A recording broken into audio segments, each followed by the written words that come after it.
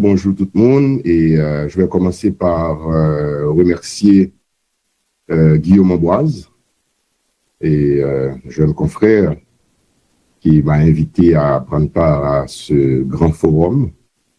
Et félicitations Guillaume, félicitations aussi à l'équipe de l'Observatoire qui a mis en place cette activité.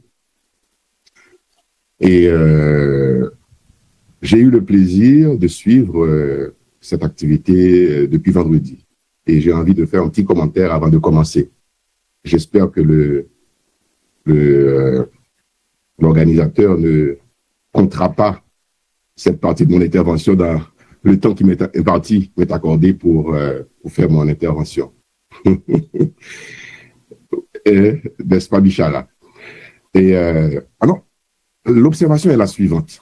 Vous allez me permettre, j'observe, donc je dis ce que j'observe. Je suis avant tout un journaliste. J'observe avec plaisir, j'ai observé avec plaisir durant ces 3 jours des interventions brillantes et ça m'a jeté 30 ans en arrière. Je ne suis pas aussi jeune que vous. Je suis un vieux de la vieille, à blanchi sur le harnais, comme on dit. Et je me dis, c'est vrai que nous vivons dans un désespoir profond, grave en Haïti, et qu'il y a de l'espoir. Pourquoi? Parce que autrefois, j'aurais vu des têtes très connues de l'intelligentsia haïtienne, le citer non là pour ne pas choquer personne, mais Claude Moïse, Laïnec Urbon, tous des références, tous de grands auteurs.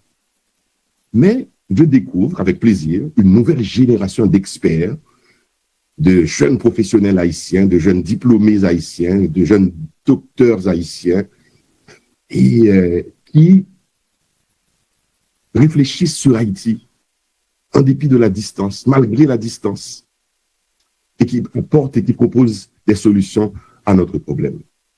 Pour quelqu'un qui a vécu cette période post-Duvalier 86 et qui a vu ces gens-là défiler dans les médias, organiser des conférences sur Haïti, pour quelqu'un qui a travaillé aux côtés de certains d'entre vous qui étaient sur le terrain en tant que journalistes, donc nous étions dans les mêmes conférences de presse ou sur les mêmes lieux de manifestation et autres, mais vraiment, c'est une grosse satisfaction pour moi, que je le dis, et de voir qu'il y a des jeunes qui prennent à cœur la cause de leur pays, Haïti, même s'ils sont dans la distance, dans une forme d'exil, et qu'ils réfléchissent avec brio et apportent leur connaissance sur des recherches de solutions à notre problème. Alors, le sujet que je vais traiter, c'est la lutte contre l'insécurité globale et l'inclusion des jeunes. Et c'est un parti pris que nous avons, je dirais, à unir pour la question de la jeunesse qui doit pour nous et pour toute personne qui prend à cœur la question d'Haïti, doit constituer la relève de ce pays. Le texte que j'ai préparé est en français, mais moi, je vais sortir là dans la créole et en français pour que nous touchions compréhension tout le monde éventuellement qui est capable d'écouter forum ça et intervention. Mais d'entrée de jeu, Ndareme dit que moi, je suis un expert dans la question de sécurité. Donc, je vais gagner solution tactique, proposition stratégique ou administrative que je vais sous manière efficace pour résoudre le problème de sécurité dans le pays d'Haïti, l'enfer de l'insécurité dans lequel la population haïtienne est en train de vivre. Mais nous avons noté au départ que la sécurité, ou la question de la sécurité ou l'insécurité fait partie de ce que j'appellerais de la crise globale que vit le pays. Ce n'est pas qu'une crise politique, ce n'est pas qu'une crise de gouvernance que nous connaissons, ce n'est pas non plus uniquement une crise d'insécurité, mais nous avons plusieurs crises dans le pays. Nous avons une crise de société, nous avons une crise de famille, nous avons une crise économique, nous avons une crise de production, nous avons une crise d'école. C'est un pays à crise. Donc, on est capable même d'émettre des critiques, si vous voulez. C'est facile. Sous gens, autorités aborder question rétablissement de sécurité dans le pays d'Haïti et stratégie que vous déployez jusqu'à présent qui n'a pas réussi, malheureusement. On va dire comme ça. Qui constate? Le constat est qu'on a trouvé la police haïtienne trop faible, trop corrompue pour faire face à elle seule, mais à des poignées de bandits motivés, criminels. Des experts ont demandé de renforcer la police nationale d'Haïti, forte de 10 000 membres, avec des ressources militaires fournies par les États-Unis, fournies par le Canada, la France, qui prennent en formation d'ailleurs des policiers haïtiens. D'autres experts ont souhaité fondre la police et l'armée, les forces armées d'Haïti récemment réhabilitées, sous un commandement unique pour rendre action de répression des gangs efficace. Cela n'a pas marché. La communauté internationale a décidé d'investir des centaines de millions de dollars, 600 millions dit-on, pour mettre en place une force internationale pour une sécuriser Haïti. MMSS, Mission multinationale de soutien à la sécurité, conduite par le Kenya, déployée en Haïti depuis plus d'une année. Pour quel résultat? Des équipements sophistiqués, des blindés, des véhicules tout-terrain, des blindés déployés, pas de résultat. Nouvelle trouvaille par les autorités, engager des mercenaires avec un contrat opaque de plusieurs dizaines de millions de dollars qui aurait pu servir à la PNH. Mais bon, engager des mercenaires, rien n'y fait. Des drones kamikazes sont utilisés au cœur de la capitale. Comme si Haïti était en guerre avec un pays étranger. C'est ce que nous voyons, ça n'a pas dans les drones kamikazes qui sont tombés sur Ukraine ou bien sur la Russie, c'est en Haïti. C'est l'approche pour rétablir la sécurité. Donc, tout ça pour quel résultat? Les gangs continuent de poser un défi majeur aux forces internationales, à la police nationale. Les gangs continuent de narguer toutes ces stratégies inefficaces, stratégies savantes, ainsi que les mesures américaines qui mettent un prix sur leur tête. Barbecue vaut 5 millions de dollars. Vité l'homme 2 millions. Maman sans jour 1 million et les autres également. Tous, ils valent des millions. Tout cela paraît inefficace et inefficient. Plus d'1,5 million de personnes déplacées depuis 2 à 3 ans dans le pays. 3 départements sont au contrôle des gangs. Les routes principales sont fermées depuis 3 ans. L'économie est en lambeaux. Le pays s'effondre. Haïti vit dans le chaos. Et on a qu'à poser des questions. Qui compose les gangs? Et c'est là que je vais rentrer dans mon intervention. Qui compose les gangs? Qui est-ce qui recrute yo? Côté au sorti? Pour qui est-ce qui travaille? Que gagnent-ils en retour de ce qu'ils font? Qu'est-ce qui les motive? On essaie de nous donner une réponse à toutes questions, mais il y a une réponse qui est facile, qui est simple, pour nous tous joindre facilement ensemble. Gang, c'est des Haïtiens et c'est des jeunes. D'où notre intérêt, dans le cadre du Parti uni, et la réfléchi, nous dit, faut nous taouer, qui type de réflexion nous est capable de faire sur le problème ça? Que des jeunes Haïtiens a fait ces affaires-là sous pays, ils m'ont dit, une réflexion dans le cadre d'un parti politique, dans le cadre d'un groupe qui n'a pas organisé. Et c'est là que, lorsque j'ai reçu cette invitation pour participer à ce forum, que j'ai eu l'audace de proposer que m'intervenu sous question d'insécurité et l'inclusion des jeunes. Parce que je vois là une solution à la crise de l'insécurité en Haïti par les jeunes. C'est pas une réponse politique, on est capable de dire. C'est une réponse qui sortit d'une réflexion qui fait que moi-même, tout me posais ma question. Je fus jeune à un moment. En plus, nous-mêmes, la jeune, nous sommes dans la province, nous sommes dans des familles pauvres. Qui ça fait nous-mêmes, nous pas gang? Alors, tout a posé cette question, la jeune garçon. Qui ça fait moi-même, tout, nous pas de gang? Nous devons fréquenter Cité Soleil, nous devons aller là, chercher provision par exemple, pour moi, sur Dame Marie, dans son grandance. Pour qui ça, nous pas entrer dans la gang? Si nous posons question ça, et si l'autorité nous a posé question ça, à propre tête par eux-mêmes, nous avons une solution à problème de sécurité en Haïti. Donc, je dis, nous avons des gangs qui, non seulement des gangs criminels, mais qui sont des gangs terroristes qui menaçaient la stabilité d'autres pays de la région et aussi des États-Unis, d'ailleurs, qui déclaraient aux gangs terroristes. Ce sont des fous, des apatrides, des dégénérés, des haineux, des drogués, des manipulés. Mais, ça, c'est peut-être que nous n'avons pas. Mais, en nous faisant réflexion, qui peut me valoir des critiques, même d'arrêter que les oreilles m'ont assez ouvert pour comprendre ce que je dis là, m'a fait le long questionnement. Mais ne trouvez-vous pas que ces jeunes sont braves? Ils sont braves. Ils sont résilients, ils sont intrépides, ils sont courageux. Moi-même, la regarde dans humain, c'est ça, je regarde la même comme qualité. Je regarde qui qualité le gain, qui ont exploité qualité ça. Et ça, les amis, ce sont des qualités de la jeunesse. Toute jeune, ou audacieux, ou intrépide, ou pas peur rien, ou brave. Si vous mettez en condition pour travail, vous avez fourni ça ou de fournir. Mais si vous quittez pour une force de destruction, oui, ou brave là-dedans, ou intrépide là-dedans, ou courageux là-dedans, ou terroriste là-dedans. Et c'est ça qui arrive là.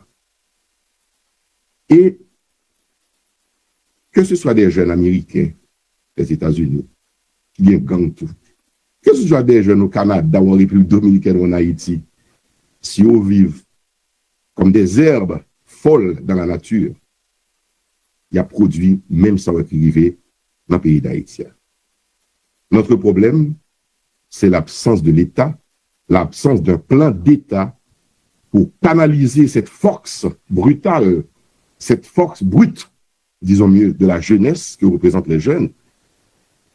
Dis-moi ce que tu fais de ta jeunesse, je te dirai quel avenir tu auras. Dis-moi ce que... Pays, hein, le pays. Dis-moi ce que tu fais de ta jeunesse, je te dirai quel avenir tu auras.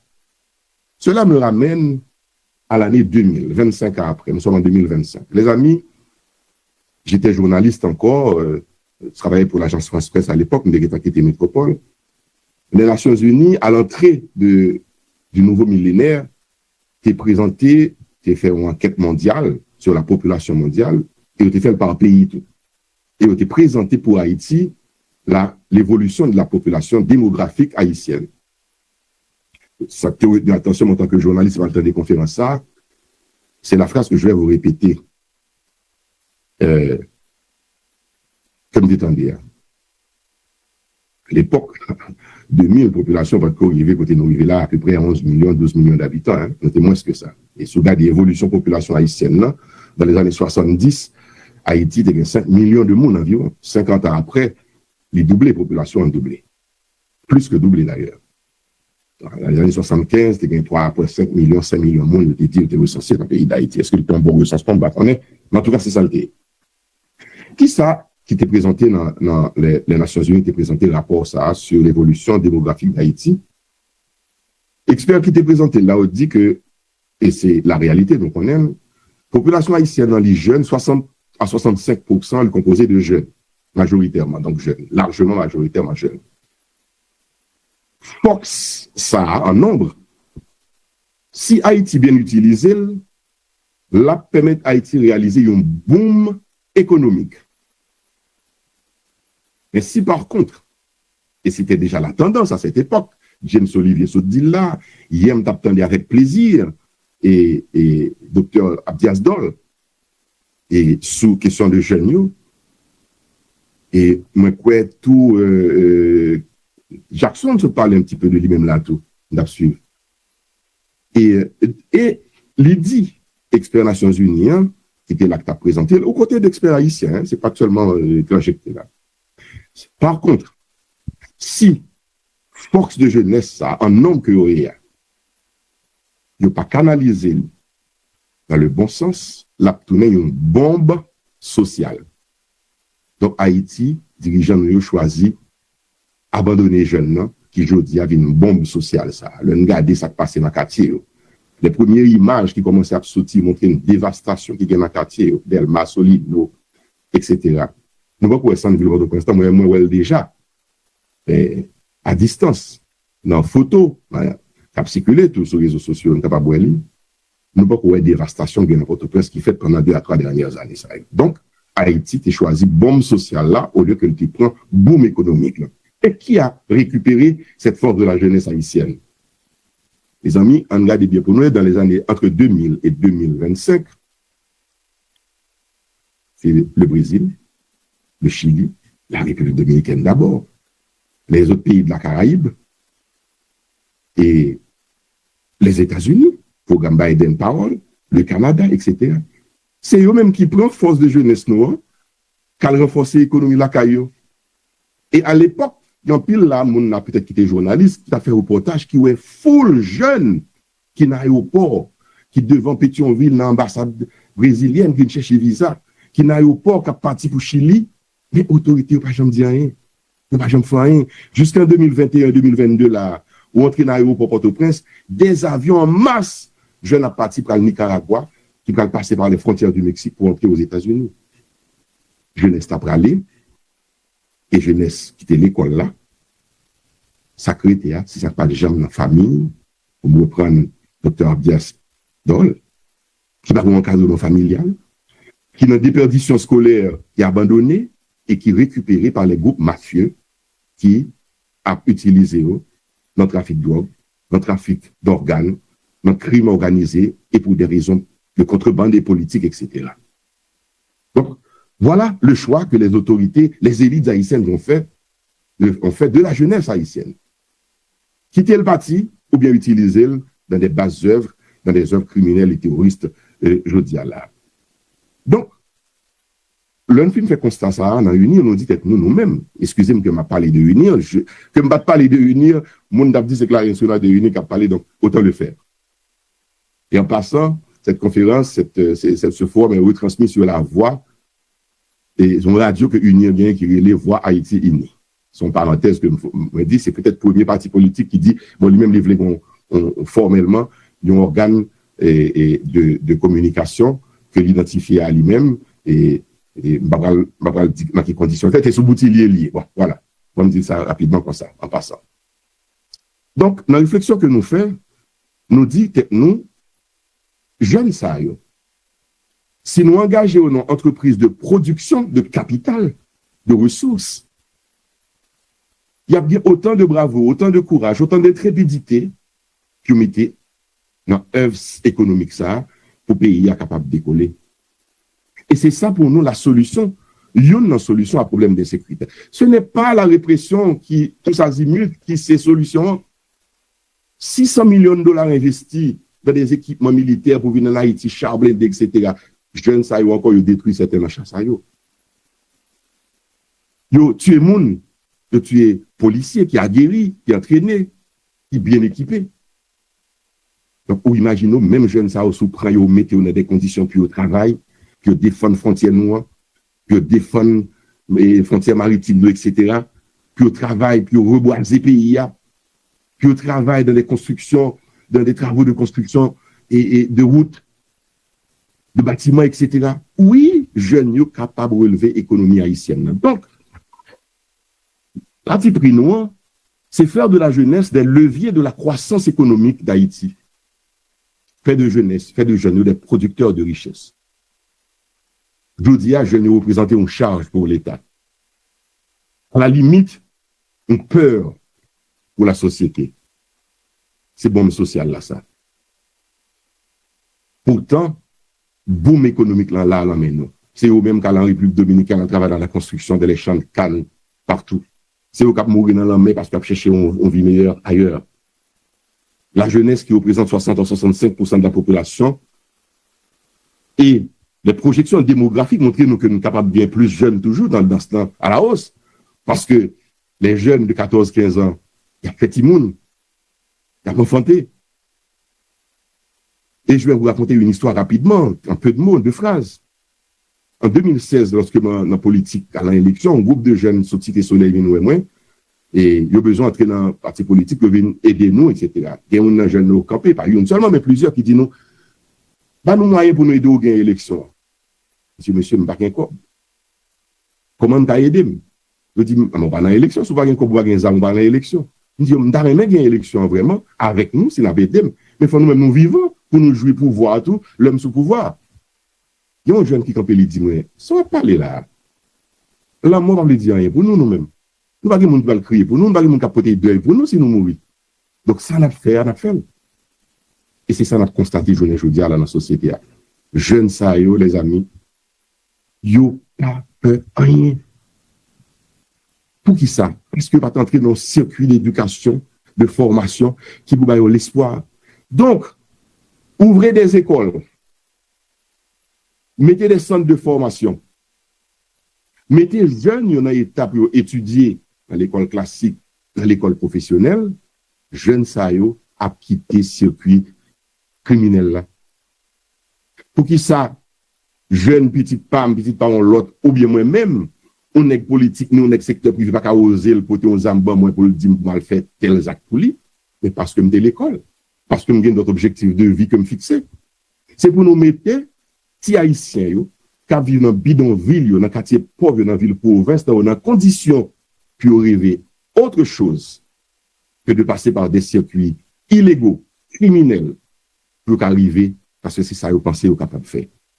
C'est ça seulement vous savez avec eux. Donc, pour maintenir les jeunes dans un état, dans un environnement de formation et plus tard de production, nous avons plein capital là, on a parlé de pays capitalistes, c'est ça lié, former le capital humain pour augmenter le capital national, le capital économique, investir dans les jeunes pour augmenter le produit intérieur brut national. Donc, voilà, si vous voulez, la solution que nous-mêmes nous dit, n'a proposé en 2009, l'Afrique TFL, l'Union africaine, t'est organisée, t'est déclarée décennie 2009-2019 comme la décennie africaine de la jeunesse, ou bien de la jeunesse africaine. Nous-mêmes, tout faut nous consacrer un temps à la jeunesse haïtienne. Écoutez, moi, je choqué mon là pour me dire, bagaille. Il fut un temps. Jeunes, ils ont commencé à tête, non projection plus intéressante. Moi, j'ai gagné des jeunes ministres, mais c'était en période de dictature sous Duvalier. J'ai gagné des jeunes de 30 ans, de 20 combien d'années qui étaient ministres et secrétaires d'État. C'était le temps où Duvalier, Jean-Claude Duvalier était dit, et mon père a fait la révolution politique, je ferai la révolution économique, mais c'était avec les jeunes. Moi-même, dans les années 70, j'ai fait absolument Dame Marie, 80, j'ai commencé à dire, waouh, c'est l'objectif à suivre. C'est-à-dire, jeunes ou capables de arriver, quand on veut arriver, etc. Je dis, espoir, ça y est, je parle encore, parce que justement, jeunesse abandonnée, il n'y a pas de politique publique adressée aux jeunes. Et c'est plaidoirie, ça, que nous avons fait. Investir dans l'éducation de la jeunesse, sa formation, récupérer cette force et faire d'elle la force de propulsion de l'économie nationale. L'abandon des jeunes a pour conséquence que nous quittons récupérer pour des tâches sales, départ massif à l'étranger, et comme bras économique de pays qui besoin de voir, il crée la désespérance nationale, il provoquer effondrement de la société haïtienne, parce que justement, par une politique qui encadrait jeunes haïtiens. Donc, voilà, pour nous, l'inclusion des jeunes est la politique prioritaire aujourd'hui dans ce pays, pour nous arriver à combattre l'insécurité, pour nous arriver à combattre la criminalité, et puis ça le terrorisme, parce que ce sont effectivement des actes de terreur que nous avons fait dans le pays pendant les dernières années. Plus de 5000 morts, des destructions cataclysmiques qui fait dans le pays qui montrent nous que les jeunes, si on était dans de bonnes conditions de travail, ils étaient capables de bons policiers, de bons militaires, ils étaient capables de bons travailleurs, de bons ouvriers, de bons producteurs, de bons sportifs, de bons artistes, de bons intellectuels, mais il faut qu'il y ait une politique d'encadrement des jeunes, et ça, c'est notre plaidoirie à nous. Merci beaucoup de m'avoir écouté. J'espère n'avoir pas été trop long et respecter le temps qui m'a été imparti. Merci.